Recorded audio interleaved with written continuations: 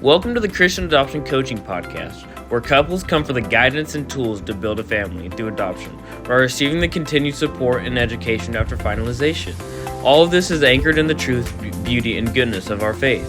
With the adoption coaches Stacy Sanger and Shannon Slattery as your host, you will learn how to gain the confidence, tools, and clarity you will need as you build your family through adoption and strengthen through all the aspects of your lives, because together we make a family. Hello, hello, hello. I'm Shannon. And I'm Stacy. And we're with Christian Adoption Coaching. And today we are super blessed. We have Dr. Sara back, and she is going to be talking to us about exposure to children from drug and alcohol while you're pregnant. Drug and alcohol exposure. Did I say that right? Yeah, in the womb. In the womb. Fetal. Yes. See, eventually we get this. And that's why we have a doctor. This is why the doctor is here, because I don't have a doctorate. Obviously. Welcome, Dr. Sara. Can you please just kind of reintroduce yourself and tell us kind of how your profession and what you're doing relates to adoption, and then we can get into the exposure. Sure, absolutely. Hi, everybody, and thank you again for having me. My name is Sara Silvestri, and I am a board-certified pediatrician and an adoptive mother. I help families navigate adoption all the way from the time that they're contemplating it to after they have the kids. And we work through all of the health and wellness areas that come up and challenges that they may have, and try to work through that together. Wonderful. Can we start back at the very beginning and just can you give us an idea of normal fetal brain development without even any exposures or anything? Sure. So this will be a very quick and elementary version of that. Perfect. That's exactly what we need. I always say bring it down to kindergarten. Yeah, that's what we're aiming for right now. No, but it's absolutely. really complicated, but we'll try to make it a little bit more understandable. So the brain starts to develop in utero baby, in a fetus, as early as 3 weeks. So some of those brain cells are starting to develop. And as the brain develops, there's generally two types of cells that are present. Those are those cells that are going to become what we call neurons, and they're the ones that are the nerve cells and send the messages all around our body and our brains. And then there's something called the glia cells, and the glia is like the scaffolding. It's what holds our brain up. It's what supports it, which brings in the nutrients and does the metabolism and keeps those cells running. So those two brain cells will start to develop as early as 3 weeks. And then from there, it's sort of like this round ball of cells. And as time goes on, it gets bigger. And that's where we get all those curves and folds that we think of when we think of a normal brain. And as those curves and folds come, the brain gets bigger and bigger. And the brain actually continues to develop really fast, really strong, up until the age of 2. And at 2 is when our brain starts to decide what's good information and what's bad information. So as the brain is developing and these nerves are developing, it's creating this entire highway of signals. So those neurons are sending messages to other neurons, and signals and roads are being created in this superhighway of our brain. Wow. And then when we get to be a little bit older, into those toddler years, something called pruning occurs. And pruning is where our brain starts to say, we don't need this one anymore. We don't go down that road. But this road, this is a good road to go down. When we behave, people like that. We're going to go down that road. And in that reinforces. So things that are reinforced and things that are good and things that, are effective for us as humans, be it learning how to eat, learning how to sleep, learning how to socialize, learning how to learn itself, those things will be reinforced. And so they'll stay, but there's other things that may go. And so all of that occurs and continues to occur, and it can continue to occur as we're older in life too. But the vast majority of those first 2 years and that in utero fetal time frame is really when so much of our brain development occurs. Very good. Wow, I learned a lot. I know. That was huge. That was the perfect level. I loved it. I understand the highways and the no need of highways. Yeah, that's cool. And it's that, yes, it does make a lot of sense. Okay, so that's our normal fetal development. We're going to be talking today about drug and alcohol exposure with children. So can you tell me the effects that drug and alcohol have on a fetus while in utero? While in utero? Yeah, a fetus in utero. Yes. I think so. Yes. So as the brain is developing, one thing that it does is it creates what are called receptors on those cells. So the receptor is sort of like a docking station. So where little things will come on and attach and send different signals places. So for instance, marijuana is considered cannabis, right? So the receptor in the brain that the THC, that part of marijuana that is potent and works, it connects to what's called a cannabinoid receptor. And so our brain creates all these different receptors for different things that we may come in contact with. And as those chemicals, as those exposures come in, they'll connect to that docking station, and it changes a little bit of the way the brain works, as opposed to if that docking station was open. So it changes that superhighway we just talked about. So that's the general thought process of it in the brain. So for example, now, as I mentioned, those cannabinoid receptors, they develop late first trimester, early second trimester in a developing fetus, in a developing baby. So when we talk about drug exposures, when we talk about substance exposure, knowing when a substance is introduced into the body, introduced to that baby, how those receptors are coming around, if they're there yet, if they are developing, all helps play a role into what could be the outcome once a baby is born. And so we know if that receptor is there and a drug comes in and docks to that receptor, that's going to change the way that highway flows, as opposed to if it wasn't there.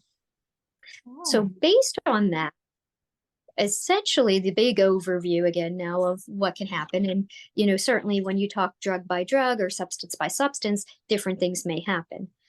But as a big overview of what could happen when somebody has some substance exposure is that those highways are changed.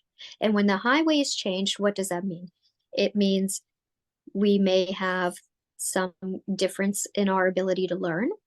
So kids who have had exposures to different substances may be a little bit slow to meet some of their milestones, especially speech seems to be one that's more highly affected by most substances. It can affect the way that we are able to think. So what we call our executive functioning. So that ability to organize our thoughts, organize our actions, our ability to create plans, our ability to critically think, some of that can be affected as those highways are changed. And our emotions. Some substances can change the way we react and might make us more emotional than somebody else. Maybe have more of what we call emotional dysregulation than somebody else. We may not have the same reaction to a situation than somebody who has not been exposed. So when those highways get changed, the outcome is the way our brain works gets changed. And in general, again, those are kind of a high level overview of what could happen. Now, in the same way, so that's dealing with the brain. In the same way, that can happen in different parts of our body. And in particular, alcohol is a substance that can change the way our cells are developing and our body is developing. And as a malformation, is something that would be not correctly formed as we get to be a full grown baby and an older person, that's more likely to happen with alcohol than anything else. So most substances will affect the brain, but some of them will also affect other parts of our body, and can have issues that some of which are cosmetic, some of which are more long term. So each substance can do its own thing. There's a lot of research out there. A lot of it is tough to say what, the substance A will cause X, Y, Z, because there's a lot of confounding factors that we also have to take into effect, and different things that may influence that. But we do believe that most things can have some effect on a growing child, on a growing baby. Wow. I'm just gonna ask, do you know, you talk about different substances have different effects. What would you consider one of the more, I don't know, dangerous, or more one of the substances that causes the most damage or changes? Yeah. And I think most physicians would agree that if there's one substance that would give us the most pause or most concern, it would be alcohol. When I was training, what feels like a million years ago, we had fetal alcohol syndrome. It was one thing. And I think most of us know about fetal alcohol syndrome, and those children who had fetal alcohol syndrome were severely affected at times. They had changes in their face, changes in their appearance. They had significant learning disabilities, significant emotional problems, significant behavioral problems. And as time has gone on, we've learned that fetal alcohol is not so much a syndrome, but more, or I'm sorry, not so much a syndrome, but more of a spectrum, where we see maybe people who are not quite so severely affected as we used to think everybody was. Either way, though, that does seem to still be one of the most troublesome substances that a baby can be exposed to in utero. And I should also add, when we're talking about development and substance exposure, we talked about the brain, we talked about other portions, but a lot of the substances also will affect the placenta as the child is growing. And remember, our placenta is where the mom is nourishing the baby. And what a lot of the substances do is they make the blood flow through that placenta lessened. And so babies, a lot of babies in general who are exposed to substances may not grow as well, may not be as big, may not stay inside as long. They may come out prematurely. And in the worst case scenario, that would end up in stillbirth. But by itself, being small and being premature, it can have development issues as we get bigger. So there's lots of different ways that prenatal substance exposure can affect a growing child.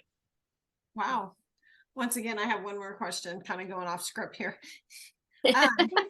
What I have no experience in this, but can you address children that what they consider when they're born, they're considered already addicted, or they're exposed to it so much that they're coming off of the high of the drug? Yeah, so it's the effect again of having that exposure. It's not so much an addiction, but you will see some withdrawal from it. Okay. And so any baby who has been exposed to substances that we know of are, in general, those babies stay in the hospital a little bit longer than babies who have not been exposed. And during that time, they're going to be monitored very closely. The effects that we see from a baby having that withdrawal can be numerous, and they can be all over the body. So some of these babies will be very what we call hypertonic. They'll have high tone. They're very tight. They don't relax. They don't stretch. They'll be jittery. They will sweat more. They may have more poops. They might get bad diaper rashes with those poops. They may cry more. They may have feeding problems. The list goes on and on and on. And really what the doctors do is they take that whole list of symptoms and they give it a grade. So you can have a 0, a 1, a 2 based on what you're doing. And based on that grade, they're going to say, okay, this baby is having mild signs of withdrawal, this baby is having more severe signs of withdrawal. And again, a million years ago when I trained, if you had bad symptoms of withdrawal, you were placed onto another medicine. At that point, typically it was morphine. And over time, the medicine dose was lessened and you helped the baby through that. And that still happens. That would prolong the amount of time the child was in the hospital and in the home or in the NICU area, the nursery of the NICU, prolong their time before they went home. Mm-hmm. Now there's more movement to do more of a kind of gentle, non-pharmaceutical, non-medical type of withdrawal support. And it's more comforting and soothing, things that we would still do at home. You know, turning the lights low, keeping the environment quiet, doing a lot of skin to skin, you know, small frequent feeds, whatever that baby needs to be supported. And these are things that no matter what, a family is going to do when that baby's discharged, because even if they got medication, the withdrawal doesn't end the day they go home. They're still going to show signs of withdrawal. Typically, kind of be for months. The textbooks will tell you up to 6 months. I think that's pretty rare it lasts that long, but to see some signs of withdrawal at a month or two is not that uncommon. And so what they've done is take all those things that we would have to do anyway and started them sooner. And they are, some hospitals are doing that now, and they're seeing nice luck with that, nice progression for these babies. That's awesome. That That is, just makes your heart hurt for these poor kids. Do you think that kids that are children that are exposed to drugs and alcohol, do you think, in your opinion, they experience more sensory disorders? Do you see a correlation? Sensory can be it is a known side effect of some of the substance exposures.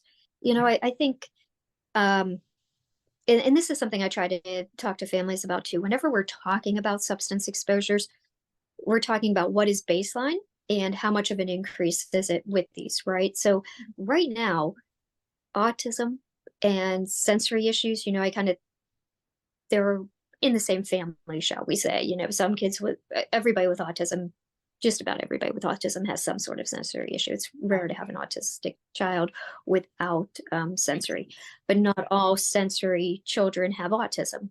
Okay. But they have similarities. So we know that in general, the rate of autism is increasing over time. Right now, I think the most recent data I saw was 1 out of 36 children will be diagnosed with autism, are diagnosed with autism. So so we are seeing an increase in sensory things too, I believe. And I think we're just more aware of it. Right. There's some actual increase, and I think as a society, we're more aware of it now too. Right. Museums have sensory days, movie theaters have sensory days. So there's a lot more support and a lot more recognition for what there was in the past. Again, that's not to say that actual numbers aren't increasing, because I do think actual numbers are increasing. Mm-hmm. Substance, it certainly plays a role into that, substance exposure, but there's a lot of things that can influence that to occur. Another thing that came to my brain, sorry, and I think I know the answer to this, but I think there might be other parents thinking this. We're talking about a lot of this is in utero. Does the father's role have anything to do with, like if he's on drugs, does that affect the child? Yeah, so yes and no. So a lot of those things that we talked about, like dad's use won't affect the placenta, right? Dad's use may not affect the brain development as much, because again, the actual drug is not getting into the receptor in the brain. That actual direct exposure is not happening. Now, what we do, and something I also try to get families prepared for, is people who are truly addicts, truly abusive of drugs, that is somewhat genetically related. And so if dad is an addict, a true addict, mom has zero exposure. Now, again, that may influence that baby being, baby is in utero and developing. You won't have that direct exposure to drugs, but there may be other societal things around that baby that perhaps may influence that pregnancy. So is there good nutrition in the home? Are they living in a safe environment, et cetera, et cetera. But if the mom truly is not using, you're going to take that direct exposure out. But that baby is going to be more genetically inclined to addiction than somebody who does not have a parent who is an addict themselves. Gotcha. That's what I figured, but I thought it was worth saying. So, Mhm. okay, I'll let you go. No, you're fine.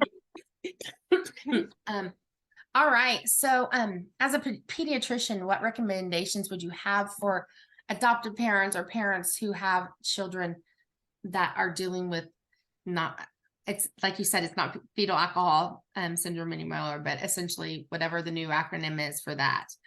Yeah.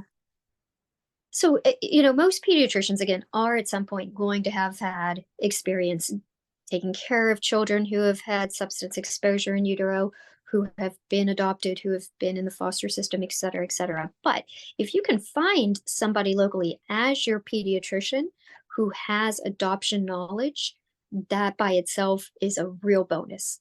If you can't find somebody with specific adoption training or adoption knowledge, then finding somebody who is trauma-informed trained, that's another bonus. So trauma-informed training is kind of one of those, kitschy phrases right now that everybody wants to be trauma-informed, but it's important.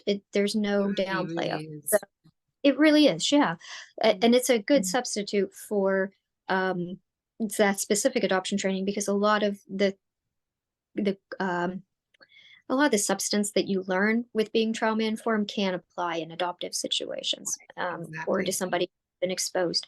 So that's number one. Number one is getting your, baseline medical help that's really geared towards your child and your family. From there, then, you want to be aware. Okay, so we talked about these things. We talked about learning. We talked about the, challenges that they may have as they get older. There's the way that brain works and the executive functioning and all that. And that can show up as ADHD and can show up as different things as we get older. So we want to know what we're looking for. And we want to be able to intervene as early as possible. So in some states, and if not all states, and again, I'm not an adoption agency expert. I don't work on that side as well. But, like I'm in Pennsylvania. So in Pennsylvania, if you are an adoptive parent, and you have an adoptive child, by definition, you can get early intervention services. And so getting somebody right away, even if you don't have concerns, they'll come out, they'll do an evaluation, and they'll follow that child along. So it certainly would be good to be proactive if you know there's a possibility of needing services down the road. You can, get them right away. You could wait until you first start to see signs, but when you start to see signs, then you want to react. Then you do want to get somebody involved. And in those early years, it's usually somebody like early intervention who does speech, does occupational therapy, does physical therapy. Physical therapy is not generally as strongly needed. The physical milestones are less commonly affected for kids who have had substance exposure than those more speech ones and that sort of thing. But it's good to have that in place, or know that you may how to get that if you need it. As we get older, be prepared. Again, if you can find a therapist who is adoption knowledgeable, adoption specific, that's great, because adoption itself, again, taking the substance exposure out of it, any child who is adopted is likely at some point in time to have some emotional impact of that. Whether it's trauma, whether it's just emotion, at some point, there's going to be something that they may need help navigating through. And again, bringing a therapist in as early as possible, somebody who can help guide you as the parent, is always, always helpful. And then again, as a parent, you want to learn as much as you can. So read about adoption, talk to people who have adopted, listen to adoptees, all of those good things, and find a support group. I think parent support groups are great, because it's a different experience as a family. Not good, not bad, there's both of those at any given time. Absolutely. And we need to be able to navigate that. We need to be able to navigate that. And sometimes it's helpful to talk to people who have been there. Right. I agree. And to emphasize what you said, just to share a little bit of what, and I've shared this with you recently, Shannon. We went through, I have adopted 5 children, and my youngest has been my greatest challenge. But we went through 3 counselors, and they were not bad counselors. They were good counselors. One was a psychologist. I mean, they were good counselors, but nobody got it until we found an adoption specialist that's been trained in. We often refer to the approach of TBRI, and she has been trained in TBRI. And until we walked into that room and my daughter knew what she was feeling, and she understood what she was going through. And I suspect she's going to have her for a counselor for a very long time, because I mean, there was just an immediate connection, and part of it was personality, but most of it was just, she spoke her language because she understood. And Absolutely. it's just crazy to me. I mean, I don't think I realized until like the last year how different it is for us, how different our experience is. It's because it's normal. It's our normal. Right. Exactly. It's not the rest of the world's normal, but this is our normal. And so because it's our normal, sometimes we even miss things because it's our normal. Yeah, it's our normal. Yeah. But people are like, you do what? And I'm like, doesn't everybody? Yeah. Well, and I think that's part of the problem too. You know, a good therapist is a good therapist, and they have that confidence. But sometimes we don't know what we don't know. And if we're not, you know, geared in on the fact that this is what can happen with children who are adoptive, this is what the challenges may be there, and these are things we need to think about, then we don't know what we don't know. And getting somebody who's ready to walk in and has some of that roadmap ahead of them is super helpful. It is. It very much is. And that's why Stacy and I basically created Christian adoption coaching, because there were so many things that we wish we would have known that would have made our lives, but more importantly than our lives and our husbands' lives, our children's lives much easier and much better for them.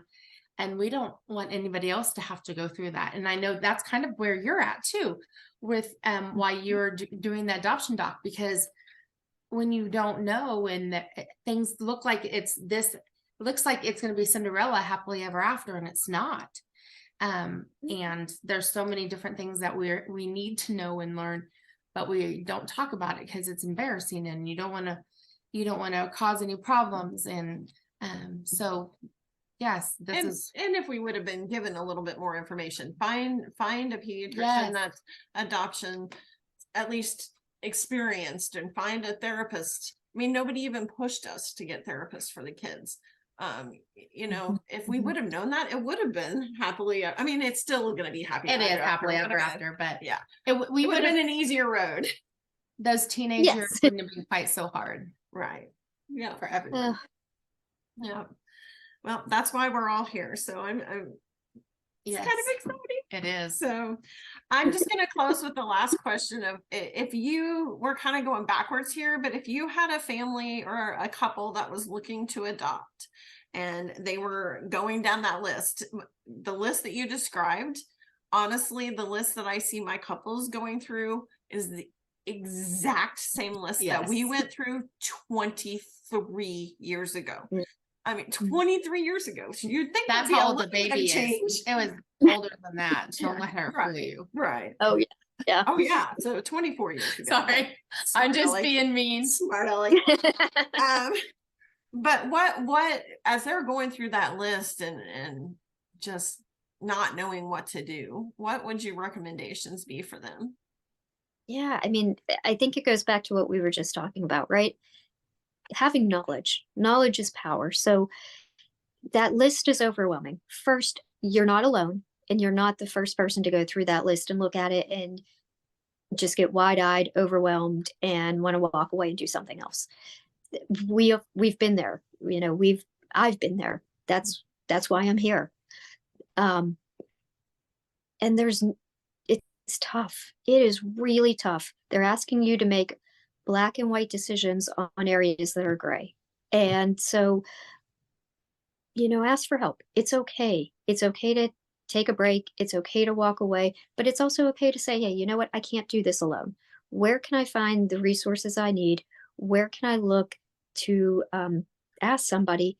And if you don't feel like the agency is supporting you, you don't feel like your social worker or whoever right there is answering the questions you want them to be, talk to people. Talk to other adoptive families, talk to adoptees. It's important as we go through all this to listen to adoptees and reach out. You reach out to, somebody like myself. There's lots of us out there. I'm not the only one by any means. Reach out to doctors in your area. Your family doc may know somebody great who can help you navigate that list. But ask for help would be my best advice. Don't try to go it alone. Don't try to put all that pressure on yourself to make a decision that you may not, have the knowledge to make. There's people to help you. Yeah. And I think either it was, I don't know if it was when we were talking on film or not, but if ask them how they handle that list. If you're not comfortable with the way, if you ask them, if I'm not comfortable with a situation and I decline, is that okay? And if they're not okay with that, that's a really good sign that that's not your agency. Yep. Yes. Yeah, absolutely. Yeah. Well, Dr. Sara, you are amazing. I'm Thank you. excited. Thank you so much. We're so excited. And we will have her information in a link up. It'll be in the link tree. It'll be in the link tree. So you can visit the adoption doctor, which is Dr. Sara, or adoption doc, which is Dr. Sara. And we are just so excited for you. And thank you for sharing all of this with us, because I know Stacy and I have things that we're like, we keep looking at each other like, wow, man, wish we could have known that, or hey, we're gonna do this now. So we just appreciate you and everything you've done. If you need any help with your adoption, Stacy and I are at Christian Adoption Coaching Christian Adoption Coaching. Goodness gracious. .com. That's where we're at. We're also on all social medias. You can find us. Our information is in the link tree. We love you guys and hope you have a fabulous day. Thank you. Bye. Thank you for listening to the Christian Adoption Coaching Podcast. Come join us at Christian Adoption Coaching Community at www.christianadoption-coaching.com. That's christianadoption-coaching.com. And visit us on Facebook, Instagram, Twitter, and Pinterest. Have a blessed day.